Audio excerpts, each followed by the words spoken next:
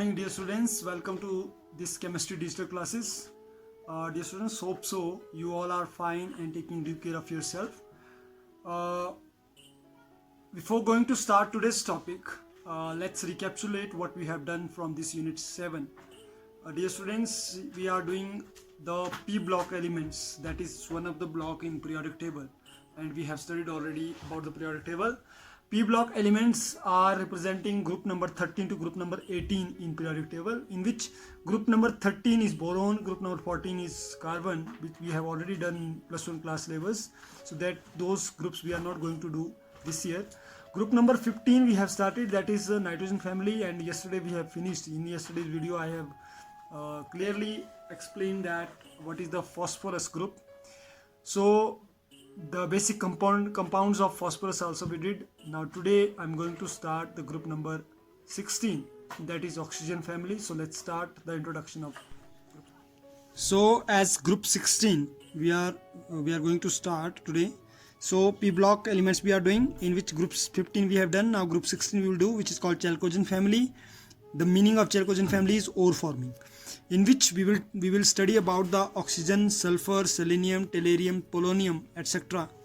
And in which oxygen is atomic number is 8, atomic mass is 16. In sulfur atomic number is 16, atomic mass is 32. Selenium atomic number is 34 and 79 is the atomic mass. Tellurium 52 is the atomic number, 128 is the atomic mass. Polonium atomic number 84, atomic mass is 210.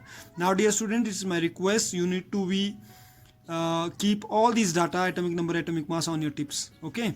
And just recite with me name of the member, that is oxygen, sulfur, selenium, tellurium, polonium.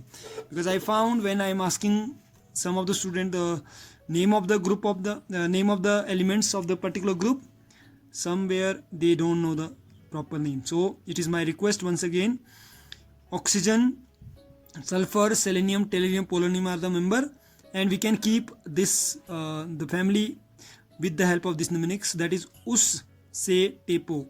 O for oxygen, S for sulfur, Se means selenium, Te mean tellurium, Po mean polonium, okay? In which oxygen and sulfur is non-metal, selenium and tellurium are metalloid, and polonium is radioactive metal, okay? There is a sweet relationship between the atomic number. You can see 8, 16, 34, 52, 84. The relationship, how to keep the atomic number of particular group. Suppose I am talking about 16th group. O, S, selenium, tellurium and polonium are the group the member of the family 16, that is chalcogen. And if we talk about atomic number, which is represented with Z, atomic number of oxygen is 8, atomic number of sulfur is 16, atomic number of selenium is, if we don't know, so we can find it in this way. You mean if suppose you don't know the selenium atomic number, so we will do what? There is 8, you know, 8, 2, 8, 8, 18, 18, 32. 32 is the Bohr's magic number. So now this 8, if we are going to write this 8 here, so the next is 34, that will be 16 plus 18, 34, okay? And then next is again 18, so 34 plus 8, 8, 4, 2, 3, 4, 5, 52. So 52 will be the tellurium, and after that 32. So now 2 plus 2, 4, 5 plus 3, 8. So 84. This is the atomic mass, atomic number, sorry, in relation of atomic number. In this way we can learn atomic number 8, 18, 18, 32. Now whatever is the next UUM, that will be plus 32. Okay, so 8 to 6, 8, 3, 111. So 116 would be the next element number. So like this way we can learn the atomic number. So now next is occurrence. We will talk about occurrence of oxygen, most abundant element in the earth crust. It forms 46.6% by mass of earth crust. As water it comprises 89%, and in the form of ozone, it is the upper layer of the oxygen, which form 20.9% in the atmosphere also. If we will talk about sulfur, 16 most abundant element, it combine in form as galena, PBS, ZNS, copper pyrite.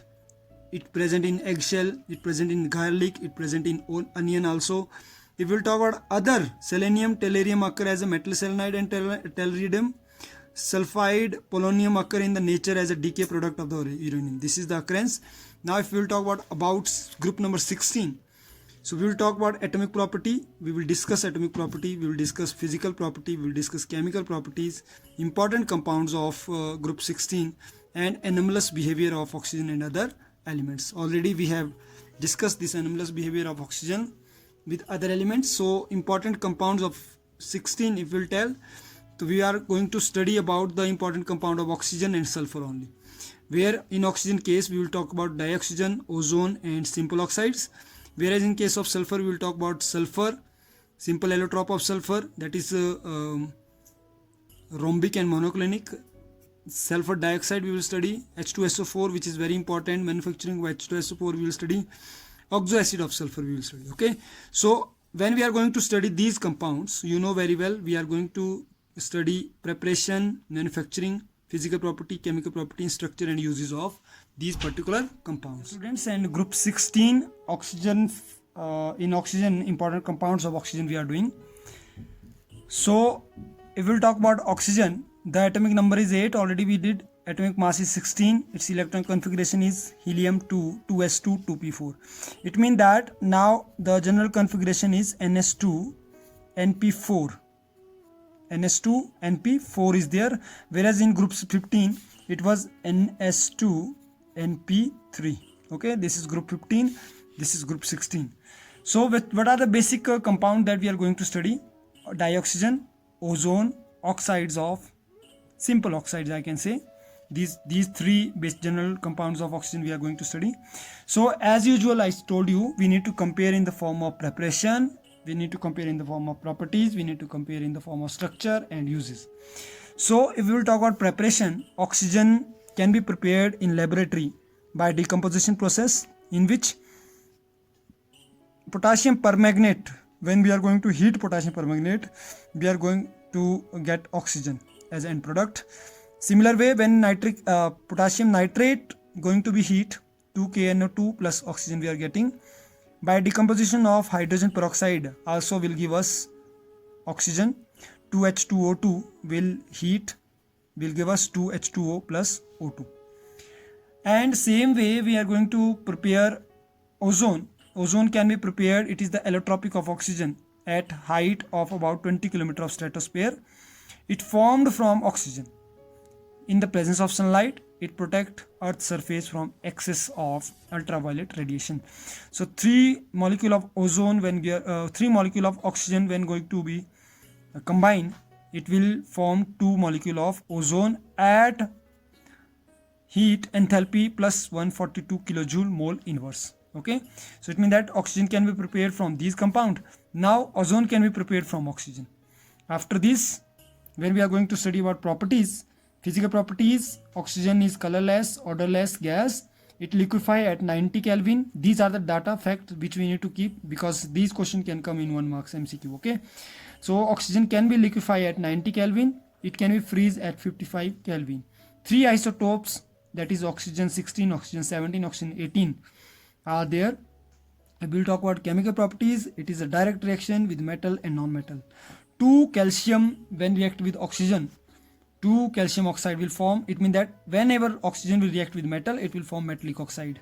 Okay, that we studied in 10th class also when we were doing reaction between metal and non-metal. Structure is oxygen and oxygen can bonded with the help of double bonded. So double bond is between oxygen and oxygen.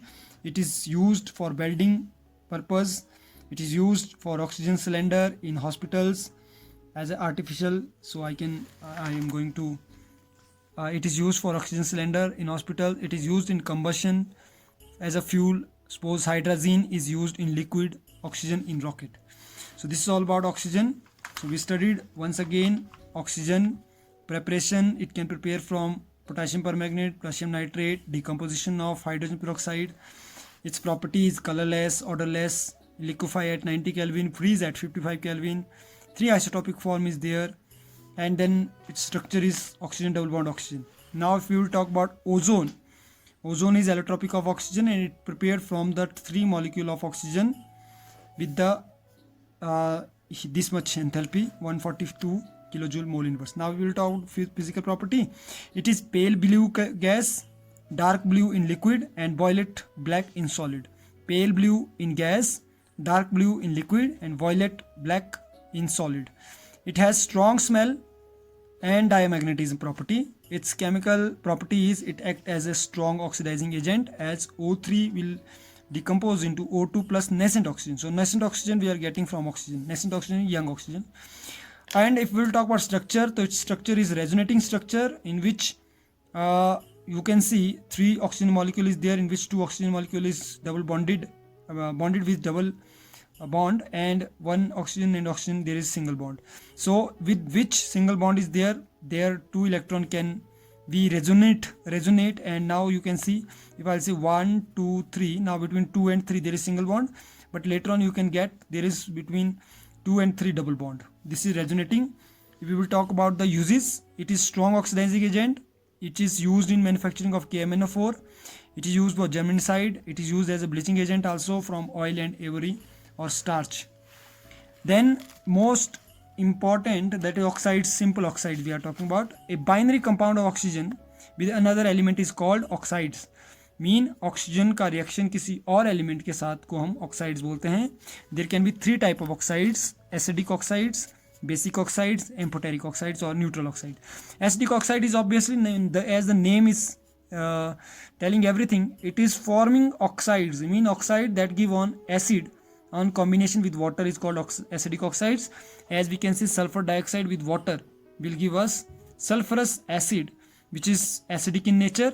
So basically non-metallic oxides are generally acidic oxides. So sulfur dioxide, carbon dioxide, N2O5, chlorine, chlorate, Mn2O7, chromate, chromium trioxide, and vanadium pentaoxide is basically acidic nature. Basic oxides, if we'll talk, oxide that give a base with water are called basic oxide, and metallic oxides are mostly forming basic oxide. So this is very important to note down. Non-metallic oxides are acidic oxides and metallic oxides are basically basic oxides. It means that metal will form basic oxide and non-metal form acidic oxide. So sodium oxide, calcium oxide, barium oxide, magnesium oxide, these are the basic oxides in which when basic oxide is reacting with water will give base NaOH. Amphoteric oxides, oxides which react with both acid as well as basic and exhibit dual behavior, called amphoteric or neutral oxides. Aluminum oxide is the example. When it react with the HCl, it will, or water, it will give aluminum, aqua aluminum, and form chlorine. So there are some base oxides which are neither acidic nor basic, are known as amphoteric or neutral oxides, like carbon monoxide, nitrogen oxide. The last that we are going to study is anomalous properties of oxygen. Oxygen is diatomic gas, while all other members are solid with 8 members, which is packed ring structure. Most of the compound of oxygen are ionic and polar covalent due to its high electronegatividity. Due to the absence of d orbital, oxygen show a maximum covalency of 4, and in general it rarely exceeds 2, while the other group member can show maximum covalency up to 6 also. So oxygen form p-pi multiple bond, while a sulfur show d-pi because of the presence of d orbital. And the last anomalous property is oxygen is very small size, so that it have high electronegativity. So dear students, hope so you understood this this whole chart, and I'm going to instruct you. You have to make the similar way, the way I have made, so that it will help you during the examination time. And now the most important question that can ask from in your exam, that is one, resonance structure of ozone, uses of oxygen and ozone. Then basically the question can come difference between acidic, basic and amphoteric oxides, and rest the question that will come from manufacturing of H2SO4. So this is overall for today. Hope so you like and understood this video.